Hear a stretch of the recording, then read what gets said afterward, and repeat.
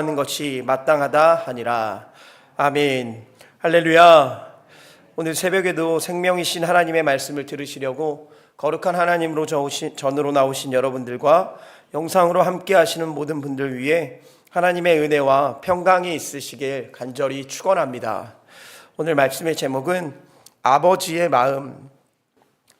마음입니다. 누가복음 15장의 말씀은 크게 세 부분으로 나누어 볼 수가 있습니다. 1절에서 7절로 잃은 양을 찾은 목자의 비유, 8절에서 10절로 잃은 드라크마를 찾은 여인의 비유, 그리고 마지막 11절로 32절까지 잃은 아들을 찾은 아버지의 비유로 기록이 되어 있습니다. 오늘 본문 누가복음 15장은 예수님 주변에 세리와 죄인이 모여들기 시작하자 바리새인들은 예수님이 죄인과 어울린다며 수군거리는 장면으로 시작하고 있는 것을 볼 수가 있습니다.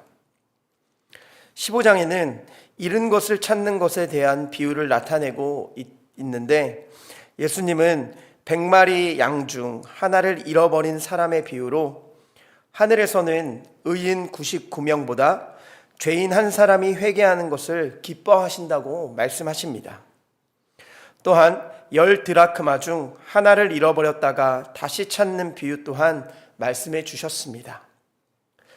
예수님은 죄인에 대한 관심을 방탕한 아들을 둔 아버지의 마음에 비유하시기도 하셨습니다. 비록 아들이 아버지의 재산을 탕진했지만 아버지는 아들이 무사히 돌아온 것만으로도 기뻐하며 잔치를 열었습니다. 맏아들이 크게 불평하자 아버지는 둘째 아들을 잃었다가 다시 얻었기에 기뻐하며 잔치를 하는 것이 마땅하다라고 말하고 있는 것이 오늘 본문의 간략한 내용입니다. 그렇다면 오늘 본문을 통해 아버지이신 하나님의 마음은 도대체 어떤 마음이신지 알아보고 영적인 교훈과 기도의 제목을 삼고자 합니다. 첫 번째로 아버지의 마음은 구원하기를 원하시는 분입니다. 교회가 그 자신만을 위해 존재하는 것은 그 자신에 대한 부정이라는 말이 있습니다. 불이 타기 위해 존재하는 것처럼 우리는 영혼을 구원하기 위해 존재한다는 것을 꼭 기억하시길 바랍니다. 1절과 2절의 말씀입니다. 모든 세리와 죄인들이 말씀을 들으러 가까이 나오니 바리새인과 서기관들이 수군거려 이르되 이 사람이 죄인을 영접하고 음식을 같이 먹는다 하더라. 죄송합니다. 여기서 죄인은 헬라어로 하마르톨로스라는 단어를 사용합니다. 이것의 뜻은 율법의 기준에 미달하는 자, 율법을 지키지 못하는 자라는 뜻을 가지고 있습니다. 서기관과 바리새인들은 이들이 예수님과 함께 있는 것을 굉장히 못마땅하게 여겼습니다. 그러나 예수님은 세리와 죄인들에게 복음을 들려주시며 그들을 영접하게 하여 주시고 함께 식탁에서 교제를 나누심으로써 하나님 나라의 잔치에 참여시키셨다는 겁니다. 예수님은 누구나 예수님께 돌아오기를 바라시는 분이시다라는 겁니다. 그래서 예수님은 그 뒤 이후에 바리새인과 서기관들을 가르치시기 위해서 3절 이후부터 비유를 통해서 계속 설명을 하십니다. 목자가 양 100마리 가운데 한 마리를 잃더라도 그 한 마리를 찾기 위해서 99마리를 두고 찾을 때까지 찾지 아니하겠냐라고 말씀하십니다. 또한 드라크마 10개를 가지고 있던 여인이 하나를 잃어버리면 등불을 켜고 온 집을 다 쓸어내며 찾아내기까지 부지런히 찾아내지 않겠냐라고 또한 말씀을 하십니다. 이 두 가지는 다 잃어버린 것에 대한 하나님의 마음을 나타내고 있다는 겁니다. 양을 잃은 사람도 하나님이시고 드라크마를 잃은 여인도 하나님의 마음을 대변하기 위한 비유였다는 것이었습니다. 하나님은 자신에게 있던 사람들이 구원을 받지 못하고 떠나갔다고 없어졌다고 한다면 그 한 영혼을 귀중히 여긴다고 말씀하고 계시는 겁니다. 하나님의 마음은 한 사람이라도 더 구원받게 하고 싶어 하시는 선한 사랑의 마음을 가지고 계시는 분이라고 비유하고 있는 겁니다. 이들을 구원하고 싶어 하신다는 것이 하나님의 마음이라는 것입니다. 그래서 결론으로 7절과 10절의 말씀을 말씀해 주십니다. 내가 너희에게 이르노니 이와 같이 죄인 한 사람이 회개하면 하늘에서는 회개할 것이 없는 의인 99으로 말미암아 기뻐하는 것보다 더하리라. 또한 내가 너희에게 이르노니 이와 같이 죄인 한 사람이 회개하면 하나님의 사자들 앞에 기쁨이 되느니라. 사랑하는 여러분, 우리 예수님이 십자가에 달려 돌아가신 것은 나 때문만은 아니실 것입니다. 교회에 오는 수많은 죄인들을 위함이었다는 것입니다. 하나님은 디모데전서 2장 4절을 통해 이렇게 말씀하십니다. 하나님은 모든 사람이 구원을 받으며 진리를 아는 데에 이르기를 원하시느니라. 한 사람이라도 주님에게 떠나 있다는 것을 불쌍히 여기시며 귀하게 여기시며 모두에게 복음을 전하길 원하시는 분이 바로 하나님이시라는 것을 우리는 깨달아야 될 것입니다. 주님은 한 명이라도 돌아오는 자들을 기뻐하시는 분이며 우리 또한 그분의 마음을 깨달아 한 명의 영혼을 천하보다 귀하게 여기는 마음으로 오늘을 살아가야 됨을 믿으시길 바랍니다. 두 번째는 돌아오길 애타게 기다리시는 분이 바로 하나님의 마음을 가지신 하나님이십니다. 돌아오길 애타게 기다리시는 분이라는 겁니다. 하나님을 떠난 자의 삶을 한마디로 정의하게 된다면 궁핍으로 정의를 할 수가 있을 겁니다. 말로 다 할 수 없는, 아무리 해도 벗어날 수 없는 비참함 또한 그 단어에 포함이 될 것입니다. 물질적인 것뿐만 아니라 영적으로, 정신적으로 궁핍으로 인해서 큰 고통을 당하게 살아가게 된다는 겁니다. 오늘 본문 11절 이후에는 우리가 잘 알고 있는 탕자의 비유가 나타나고 있습니다. 이 둘째 아들은 자신의 분깃을 아버지에게 먼저 달라고 요청합니다. 이것은 아버지에게 아주 불효를 하는 거나 마찬가지였습니다. 왜냐하면 분깃은 죽기 전에 나누어 주는 것이었는데 이 아들은 아버지가 죽기도 전에 그것을 달라고 나누어 달라고 말했기 때문이었습니다. 그런데 그 아들이 재산을 가지고 떠나가서 허랑방탕하게 살아가다가 모든 것을 다 탕진하고 잃어버리게 됩니다. 이 아들은 자신의 죄를 뉘우치게 되며 아버지께로 돌아갈 생각을 다시 하게 되었습니다. 그리고 나서 그 일을 실행에 옮기게 됩니다. 그것이 20절부터 시작이 됩니다. 아들은 아버지에게 돌아갈 수 없는 죄인이었고 아주 비참하고 궁핍한 존재였지만 죄를 뉘우치고 다시 돌아갈 것을 선택했다는 겁니다. 20절 말씀입니다. 이에 일어나서 아버지께로 돌아가니라. 아직도 거리가 먼데 아버지가 그를 보고 측은히 여겨 달려가 목을 안고 입을 맞추니. 아들은 아버지께 죄를 지었다 고백을 합니다. 그런데 우리가 중요하게 볼 것은 아버지의 모습이었습니다.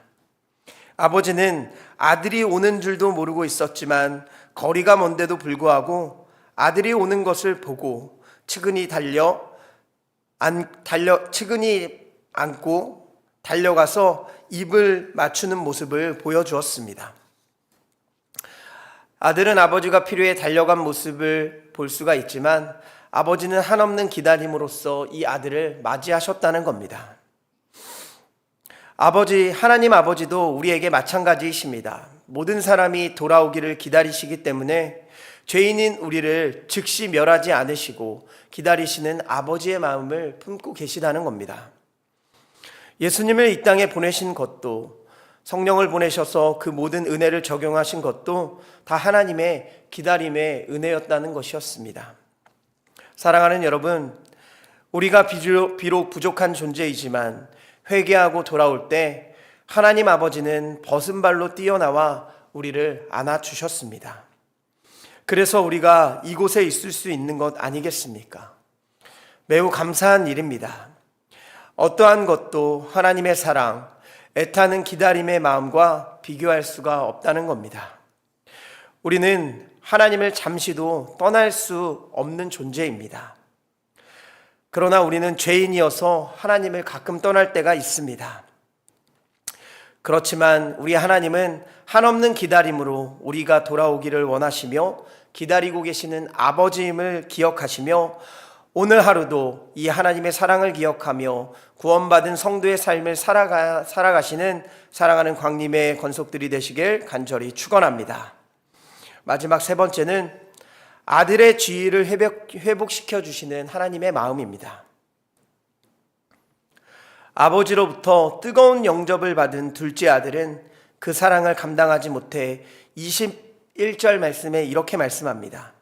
아버지여, 내가 하늘과 아버지께 죄를 얻었사오니 지금부터는 아버지의 아들이라 일컬음을 감당치 못하겠나이다 라고 겸손하게 아버지께 고백을 합니다.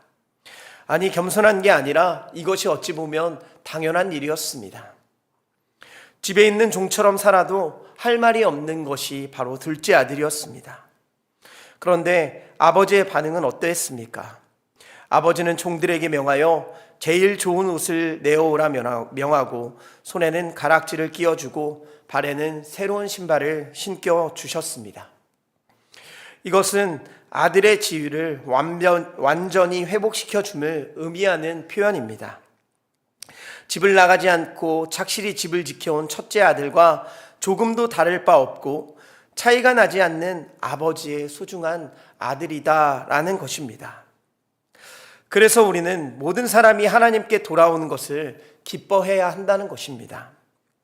아버지가 그리하였던 것처럼 우리 또한 돌아오는 죄인들을 기쁘게 맞아 하나님의 자녀가 될 수 있도록 도움을 주는 그런 사랑하는 광님의 권속들이 되어야 한다는 것입니다. 오늘 본문은 여기서 끝나지 않고 첫째 아들의 이야기를 이야기하고 있습니다. 형은 동생의 돌아옴에 기뻐하지 않았으며 너그러운 마음도 갖지 못하였습니다. 그렇기 때문에 우리는 이 비유를 통해서 하나님 아버지의 마음을 배워야 되겠습니다. 아무리 어떤 죄를 지은 사람도 하나님은 돌아와서 믿기만 한다면 하나님의 자녀가 되는 권세를 다시 회복시켜 주시는 하나님이시라는 겁니다. 사랑하는 여러분, 요한복음 1장 12절 말씀에는 이렇게 기록되어 있습니다. 영접하는 자, 곧 그 이름을 믿는 자에게는 하나님의 자녀가 되는 권세를 주셨으니, 아버지께서는 내가 어떤 삶을 살아왔든 그것이 중요하지가 않으신 분입니다. 이제는 독생자 그리스도를 믿기만 하면 아버지의 자녀가 되는 회복을 시켜주시겠다는 말씀을 하고 계시다는 겁니다. 로마서 8장 15절과 16절의 말씀입니다. 너희는 다시 무서워하는 종의 영을 받지 아니하고 양자의 영을 받았으므로 우리가 아빠 아버지라고 부르짖느니라. 성령이 친히 우리의 영과 더불어 우리가 하나님의 자녀인 것을 증언하시나니. 사랑하는 여러분, 우리는 죄에서 돌이킨 하나님의 자녀가 되었음을 믿으시길 바랍니다. 이제는 종의 영이 아닌 하나님의 영으로 거룩하게 된 하나님의 자녀임을 기억하며 오늘도 주님의 자녀로 살아가시길 바랍니다. 또한 아직 믿지 않는 영혼을 긍휼히 여기며 돌이켜서 아버지의 자녀로 돌아올 수 있도록 인도자의 역할을 잘 감당할 수 있는 사랑하는 광님의 권속들이 되시길 간절히 축원합니다. 기도하겠습니다. 사랑과 은혜가 풍성하신 하나님, 오늘도 하나님의 거룩한 제단으로 올라와 생명이신 하나님의 말씀을 듣게 하여 주시니 감사를 드립니다. 또한 말씀을 통해서 영적 깨달음해 주심에도 감사를 드립니다. 오늘 주님 주신 말씀으로 이 말씀이 들려지고 또한 하나님의 마음을 깨닫는 우리가 될 수 있도록 인도하여 주시옵소서. 하나님은 모든 영혼을 구원하길 원하시는 분이라는 것을 깨달으며 또한 그 영혼들이 간절히 돌아오길 애타게 기다리시는 분이라는 것을 말씀을 통해서 깨달음을 얻었습니다. 또한 돌아온 자들에게는 아들의 지위, 하나님의 자녀로서의 권세를 회복시켜 주시는 하나님의 마음을 깨닫게 되었습니다. 오늘도 이 하나님의 마음을 품고 세상에 나가 많은 영혼들에게 하나님의 말씀을 전하여 하나님의 자녀로 구원함을 받을 수 있도록 인도자의 역할을 할 수 있는 우리가 될 수 있도록 역사하여 주시옵소서. 오늘 주님께서 베풀어 주신 은혜와 사랑을 기억하며 마음과 정성을 다해 예물을 드린 손길들이 있습니다. 간절한 마음의 소원을 담아드린 감사엄금 11조 1,000번제로 주님 앞에 예물을 올려드리오니 우리의 기도에 응답하여 주시옵고 하늘의 신령한 복과 땅의 기름진 복으로 충만하게 채워 주시옵소서. 또한 몸과 마음과 영혼이 아픈 환우들이 있습니다. 성령님께서 아픈 부위에 친히 안수하여 주셔서 치유의 능력이 나타나 깨끗하게 회복시켜 주시옵소서. 그렇게 하실 줄 믿고 감사드리며 사랑이 많으신 예수 그리스도의 이름으로 기도드리옵나이다. 아멘. 이 시간 함께 기도하실